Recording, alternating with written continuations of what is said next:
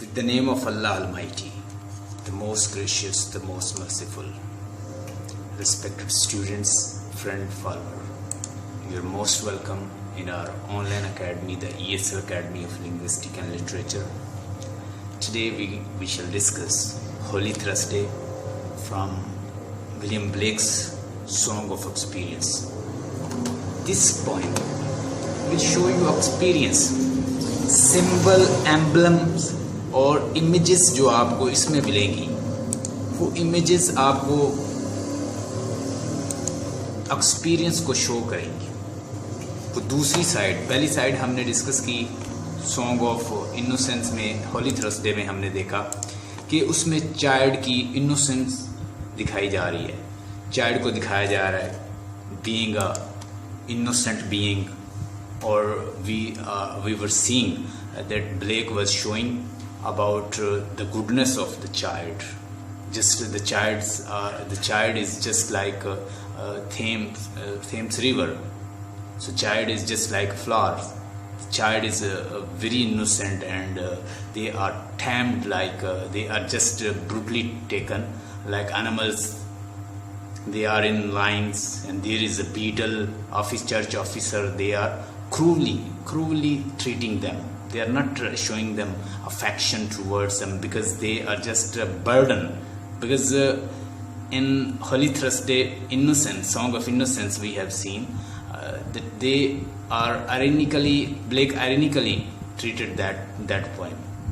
But now we'll see the other side of the poem. उसमें हमने देखा कि वो एक इनोसेंट साइड दिखाई गई है, और इसमें हम देखेंगे कि उसमें चाइल्ड जो है उनको ब्रूटली ट्रीट किया जा रहा है। चाइल्ड जो है उनको जस्ट गार्डियन, जो सो कॉल्ड गार्डियंस हैं, उनके हवाले किया हुआ है।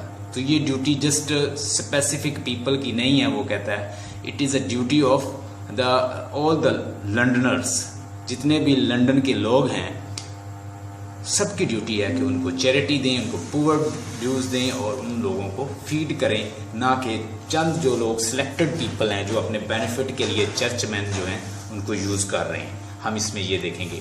इससे पहले कि मैं इस पोएम को स्टार्ट करूं, मैं चाहता हूं मैं आपको डिफ़िकल्ट वर्ड्स लिखवा दूं, लिखने का नहीं।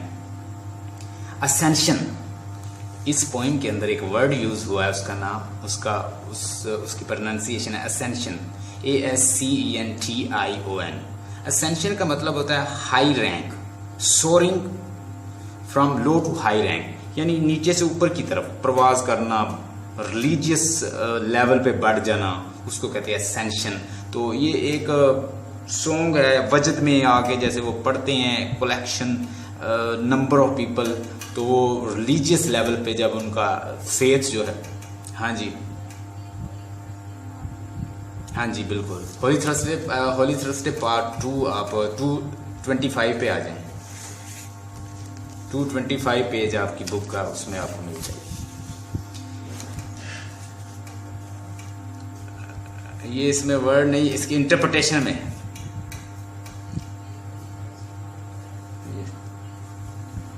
ये वर्ड इसमें नहीं है, आप लिख लें, इसकी इंटरप्रिटेशन में ये है।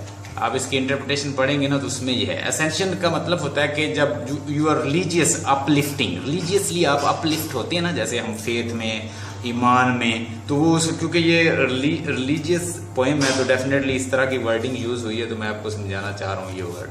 अच्छा, हाई रैंक से यानी लो रैंक से आप हाई रैंक प्रवास कर जाएं, ऊपर बढ़ जाएं, आपका रिलीजियस फेथ बढ़ जाए, उसको कहते हैं ascension. Ascension when group of the people they are doing hymn and in a way to increase their faith.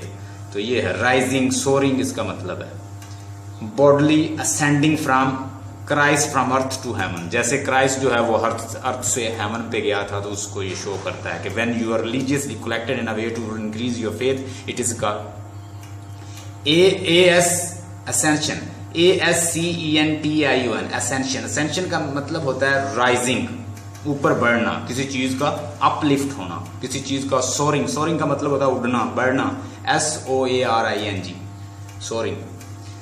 तो bodily ascending of the Christ from earth to heaven, जैसे क्राइस्ट जो है वो अर्थ से हेवन पे गया था, तो वो उस पोजीशन को बता रहा है। आगे इंसिसिवनेस, ये भी इसके अंदर वर्ड है, आपको इंटरप्रिटेशन में इसमें मिल जाएगा।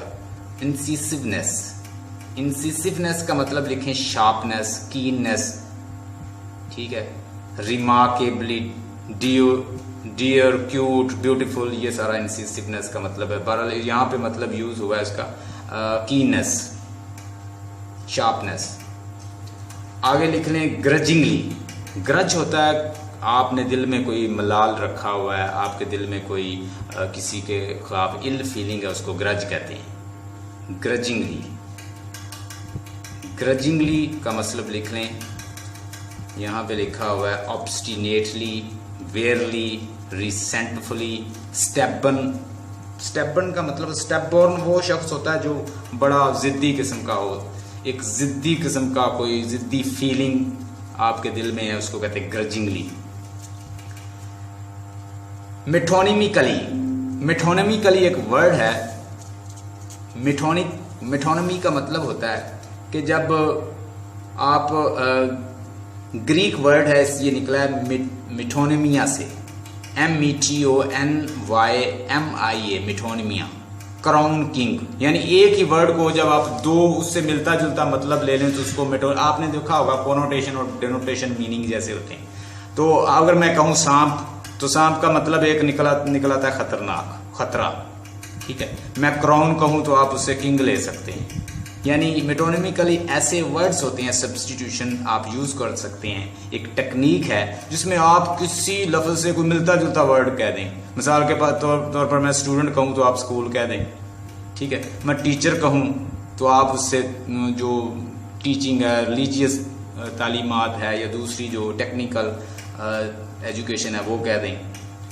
Change of the name, word object replaced close word, यानी किसी आप मेटोनिमिकली का मतलब है कि ऐसी टेक्निक जिसके जरिए आप कोई वर्ड को उसका सब्स्टिट्यूट कोई भी उसके नजदीक बना दें, ठीक है जी। मैं फीमेल कहूँ तो फीमेल से मुराद मदर आ जाए, मैं कोई मेल कहूँ तो मेल से अंकल, फादर ये निकल आए। तो ये चीजें जो उससे सब्स्टिट्यूशनल वर्ड्स ऐसे मीनिंग बनाना जो उससे मिलते जुलते हैं, तो उसको कहते हैं मेटोनिमिकल। ये इसके अंदर डिस्कस होगा। श्रीवल्स, श्रीवल का मतलब लिख रहे हैं श्रिंक, विदर, मुरझा जाना, ट्विंडल, ठीक है। रिंकल, किसी चीज का मुरझा जाना, कम हो जाना, डाई होना, ये सारे मतलब इसके श्रीवल के। रूडिमेंट्री, रूडिमेंट्री का मतलब लिखें इब्तदाई, elemental, primitive, simple, basic, introductory. Give me rudiment information, आप किसी से कह सकते हैं give me rudiment information. Immature, incomplete, ये सारे। प्लेंटीट्यूड, प्लेंटीट्यूड का मतलब लिखें बहुतात, अबेंडेंस, बहुत ज्यादा। एनफ, बोंटियस, हीप, डिलूज, लक्शियस, लोडेड, यानी बहुत ज्यादा। दूसरे लफ्जों में लिखते हैं बहुतात, प्लेंटीट्यूड। ये इसके अंदर वर्ड आई थिंक है, प्लेंटीट्यूड। आगे लिख रहे हैं, बस यही मतलब है। यही एक और वर्ड है क्लाइम, CLIME। क्लाइम का मतलब होता है temperature, aptitude etcetera. These are the words meaning. William Blake 1757 में पैदा हुए, इंग्लैंड सोहो प्लेस के पे पैदा हुए हैं और 1827 में इनकी डेथ हुई है। विलियम ब्लेक रेवोल्यूशन के, फ्रेंच रेवोल्यूशन और अमेरिकन रेवोल्यूशन के हामी थे। विलियम ब्लेक ने बहुत सारे रेवोल्यूशनरी पीपल से मुलाकात भी की, इवन के इनके ऊपर बहुत सारे इल्ज़ामात और ब्लेम्स इनके ऊपर थे कि they are supporter of the French spice.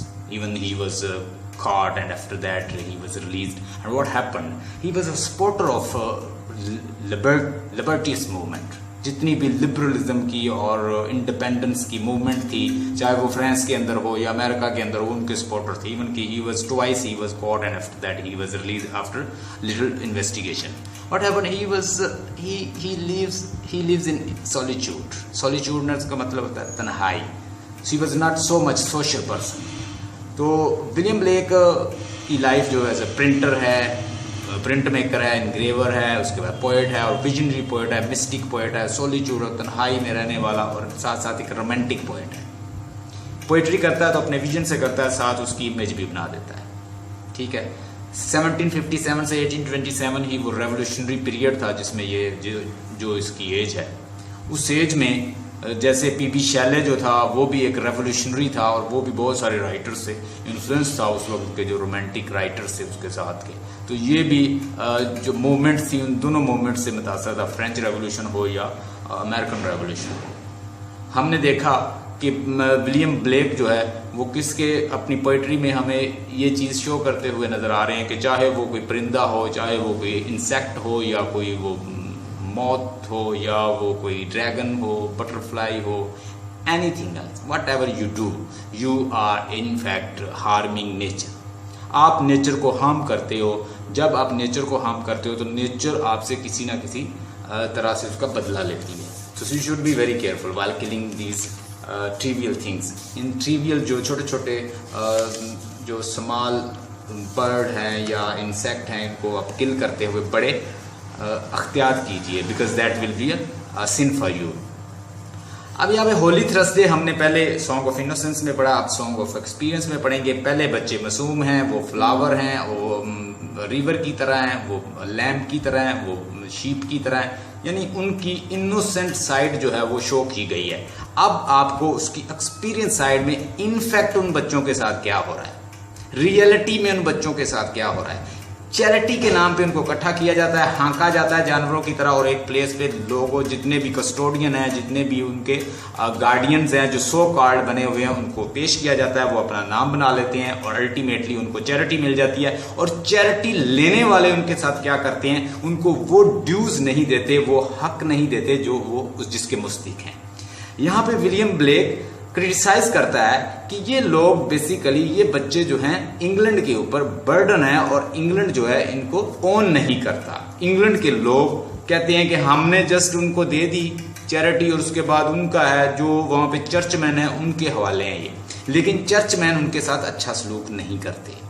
4 line का एक स्टैंजा है, इसको क्वार्टरन कहते हैं, 4 लाइन स्टैंजा। ठीक है, टोटल हमारे पास यहाँ पे 4 स्टैंजा और 4 के अंदर 4 लाइन्स हैं। इसका जो राइमिंग स्कीम है वो याद रखें। जो लाइन एंड साउंड होती है वो एक सेम हो तो उसे हम राइम्ड कहते हैं।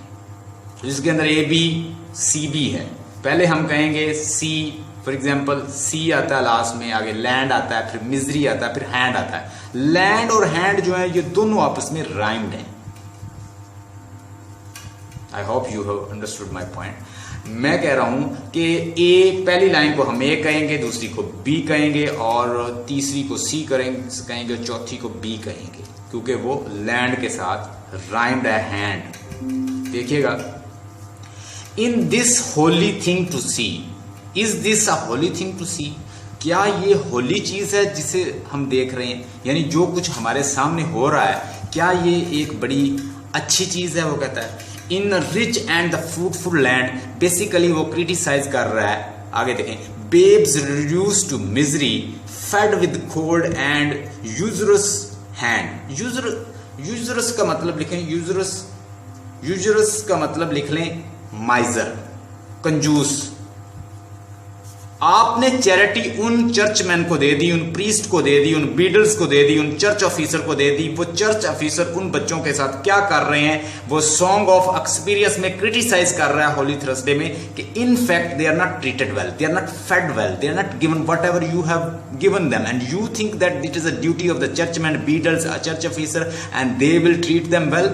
They will never ever treat them well because they are not their own children. They are also like you custodian. You must think about them.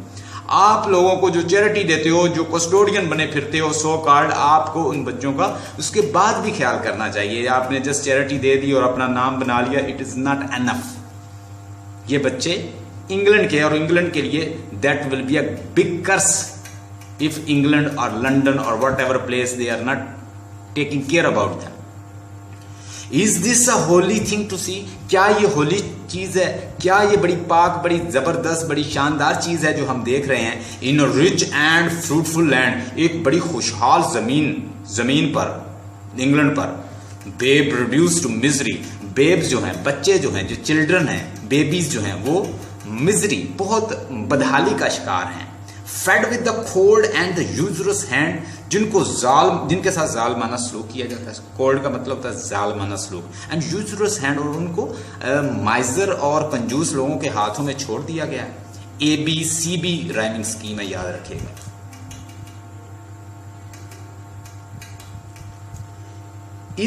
Is that trembling cry a song? Is that trembling cry a song? वो कहता है क्या ये कपकपाता हुआ या एक कांपती हुई आवाज से जो आवाज निकल रही है, क्या ये सॉन्ग है? यानी ये बच्चे जो गा रहे हैं, जो कांप रहे हैं, जिनकी आवाजें कांप रही हैं, क्या ये सॉन्ग है? Can it be a song of joy? क्या ये खुशी का सॉन्ग है? He's talking about the children. They are suffering because they are just treated like animals. They're not fed well. They're not given proper food, and they are not being looked after. Can it be a song of joy? क्या हम कह सकते हैं कि ये खुशी के song है जो बच्चे गा रहे हैं और सारे वो सेरेमनी हो रही है और वहाँ पे सारे बैठे हुए हैं और उसमें बच्चों को जानवरों की तरह हाँक के बिठाया गया है और फोर्स किया गया है कि वो वहाँ पे बैठे रहें और उनकी जो चैरिटी मिलती है उसको भी मिसयूज़ किया जा रहा है। क्या तुम कहते हो, कहता है can it be a song of Joy, क्या तुम ये समझते हो ये सॉन्ग ऑफ जॉय है जो बच्चे गा रहे हैं। And so many childrens poor, and so many children poor, और बहुत ज़्यादा बच्चे जो हैं पुअर कंडीशन में हैं या गरीब हैं, बदहाल हैं, और उनके साथ उनका इस्तेहसाल हो रहा है। Is it a land